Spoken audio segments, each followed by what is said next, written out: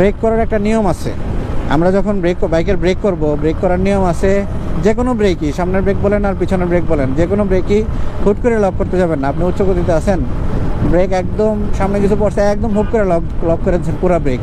সামনের ব্রেক যদি আপনার হাইড্রোলিক থাকে, এবিএস না থাকে, সেক্ষেত্রে আপনি যদি হুট করে সামনের ব্রেক ধরে ফেলেন, রেশিও নাম হয় না, ব্রেক হুট করে ধরে ফেলেন, আপনার সামনের চাকা লক হয়ে আপনি জায়গার মধ্যে পড়ে যাবেন, পোল্ট্রি খেয়ে জায়গার মধ্যে পড়ে যাবেন। আর পিছনের ব্রেক যদি লক করে দেন উচ্চ গতিতে, আর যদি হাইড্রোলিক থাকে সেক্ষেত্রে, তাইলে পিছনের ব্রেক লক করে দেয়, পিছনের চাকা লক হয়ে যাবে। হয়তো আপনি উল্টায় পড়বেন না, বাট পিছনের চাকা স্কিড করবে, পিছলাই আপনি কাইতে পড়ে যেতে পারেন। এই জন্য ব্রেক সবসময় রেশিও অনুযায়ী ব্রেক করেন। আপনার গাড়িটা যখন কন্ট্রোল করার প্রয়োজন, আপনি তখন বাইকের কন্ট্রোল যখন করবেন, তখন আপনার বাইকের ব্রেক যখন ধরবেন 10%, প্রথমে 10%, তারপর 20%, 50%, 80%, এই রেশিওতে আস্তে আস্তে আপনি ব্রেকটা করেন, তাইলে আপনার বাইকটা স্মুথলি থাইমে আসবে।